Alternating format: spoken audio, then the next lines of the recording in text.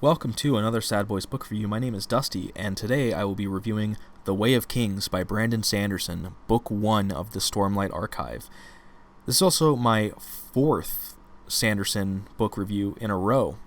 I had a bit of a Sanderson 2024, if you haven't noticed, and believe it or not, we're not done yet. So, The Way of Kings. Where to even start with this behemoth of a book that is small in comparison to the rest of the Stormlight Archive as of now? Man, this was one that I had been looking forward to since discovering Sanderson and really looking into him and learning about his bibliography. Starting with Elantris back in 2023, this was what I was building to, even with Mistborn, going through the Mistborn trilogy in 2023 and 2024. It was The Way of Kings that was the goal. That was the mindset. I want to get to The Way of Kings. And the Mistborn trilogy was fantastic, but it just really feels like a different beast to this book. I mean, this book is almost double the length of any Mistborn novel. It's insane. I think my copy, I had the hardcover, I think it came out to 1,008 pages, which is insane. And if you've read the Mistborn trilogy, in the hardcover versions of the Mistborn trilogy or The Way of Kings, you would know that when I say 1,008 pages, I don't mean the normal 1,008 pages. These books, specifically, I think Elantris is like this as well, but specifically the Mistborn trilogy and the Stormlight Archive in hardcover, the US hardcover versions, these are dense pages. A normal average book has a page count, a word count of about 250 to 300 words per page. I would not be surprised if these books have 400 to 500 words per page. They are big. They are thick, they are dense, and this is 1,008 of those kinds of pages. I think if we did it to the tune of 250, it would probably be 250 words per page. It would probably be in the ballpark of anywhere between 14 to 1,600 pages. So I really want to stress how big this book is, and this is the shortest book in the Stormlight Archive so far. It's a mammoth. It is a massive, massive book, and I could not wait to sink my teeth into it. And man, what a ride it was. I know Sanderson tends to consider this to be one of his best books. I know Stormlight is like his magnum opus. And I mean, I get it, man. This has got to be my favorite Sanderson book I've read so far, and that, if you've listened to my book reviews on the Mistborn trilogy, specifically The Final Empire and The Hero of Ages, you know that is quite a statement. I think The Way of Kings was my favorite book of 2024. The book I read in 2024. Obviously, this book came out in 2010. It was something else, man. It primarily follows the characters Kaladin Stormblessed, Dalinar Kholin, his son Adolin, and Shallan Devar. Apologies if my pronunciation is not perfect. Those are the main primary four characters, I think it's safe to say, are in The Way of Kings, and it's following their storylines. I don't want to go too deep into what it is. Kaladin is a soldier who finds himself in a situation that is not pleasant, to say the least. Dalinar is also a soldier. He is the uncle to the king, brother to the former king, and a general in the king's army, fighting a war that he is currently having questions about. Adolin is his son, who is a up-and-coming soldier, very, very competent in his own way, and also having concerns over his father, Dalinar. And Shallan is the daughter of a lord from a kind of small inlet kingdom, a kind of small kingdom that is looking for Yasna, the niece of Dalinar, the sister to the current king of of Alethkar. She is looking for Yasna to become her ward and learn under her. That's the kind of setup for the 4 main characters, and you follow the 4 of them throughout the entire book. Without going too much more into spoiler territory, even though I wouldn't say that's just a premise. Yeah, it's insane. It's such an insane read. There's so many just twists and turns, ups and downs.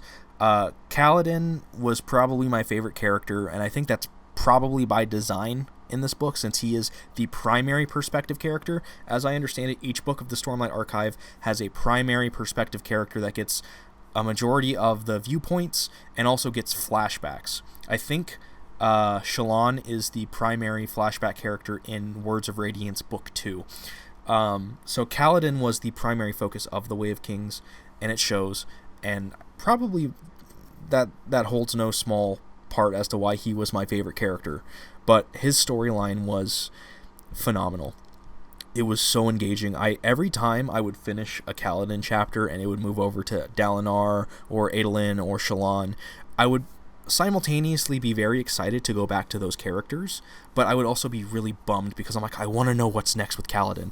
But the really great thing about this book is that's how I felt with every character too. I would finish a Shallan chapter and I'd be like, I can't wait to get back to her, but then I'd see I'd be going to a Kaladin chapter, so I'd be excited because I get to continue Kaladin's story, and I'd finish Kaladin's chapter, and more than the others, I would be bummed because I want to know more of what's going on with him, but then I would see another Shallan chapter and I'd be like, yes, I get to know what happens next with Shallan. Or I'd get to a Dalinar chapter and I'd be like, yeah, give me more of this on the Shattered Plains, and I want to know what's going on with Dalinar and what's with these visions and all of this stuff, like the political games and the war and all of that. And it was so good. Like it's a testament to the quality of the writing, where, at least for me personally, I was so invested in every perspective character that I got excited every time I got to their chapter and sad every time I finished their chapter, knowing I was moving on to a different perspective. That's such an accomplishment to say about writing. Every character was just so fleshed out, so realized, so well done. I enjoyed being in their mind, in their presence, like seeing what they dealt with, how they handled each situation. And oh man, without going into spoilers, Bridge 4 is one of the best storylines I think I've ever read in fantasy. I love Bridge 4.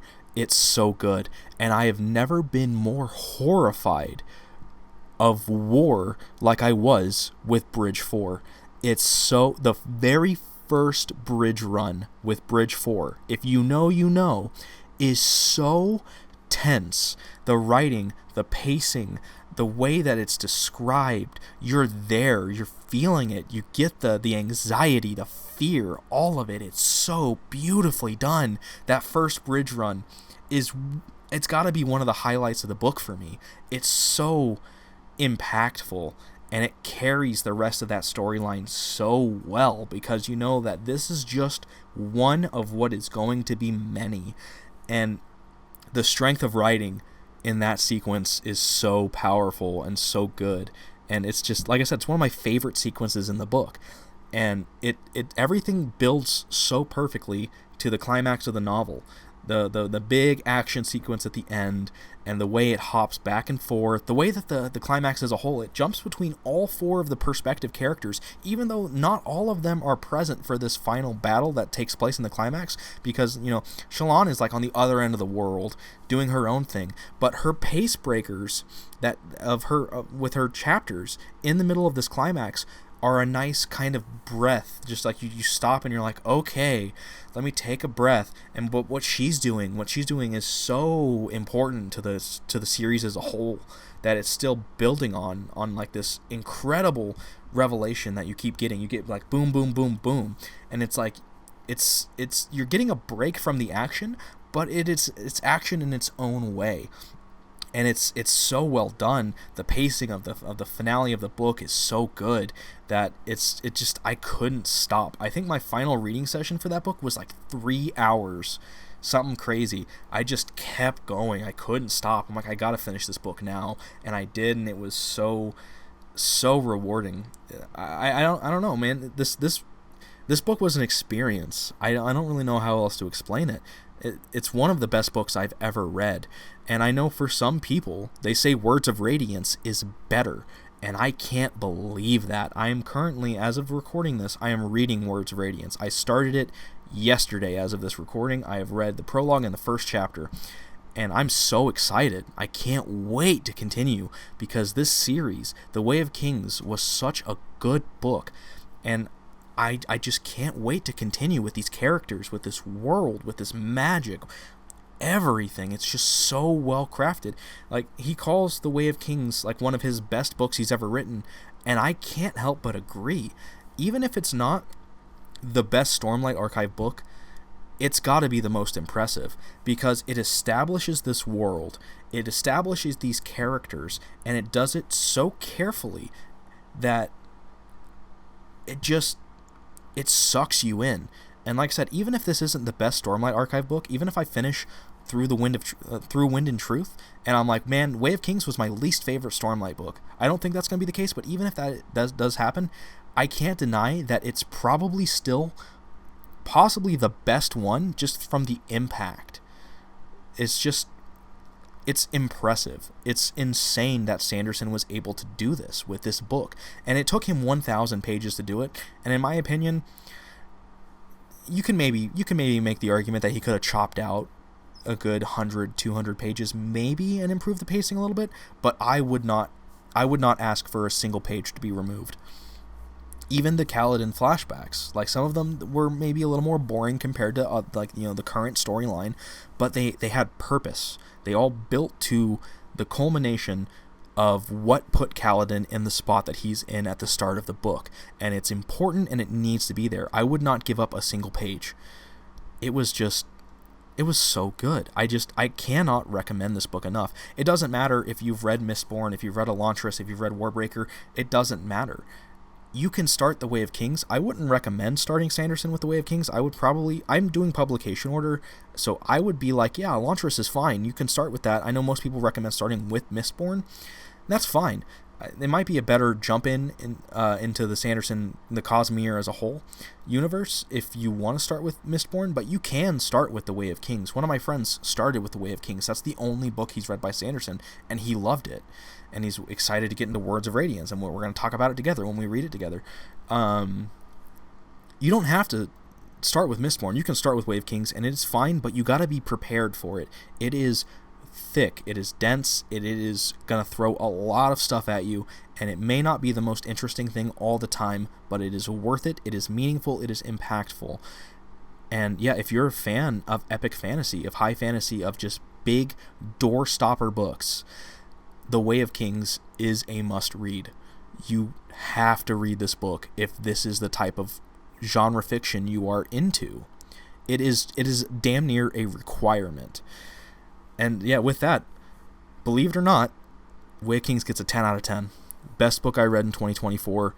One of the best books I've ever read. I cannot recommend it enough. Everybody that likes fantasy, epic fantasy, sword and shield, knights and magic, read The Way of Kings. It is worth your time, and if it seems like a mammoth of an undertaking, especially given that it's the shortest of the 5 current Stormlight books that are out as of recording, just stick with it.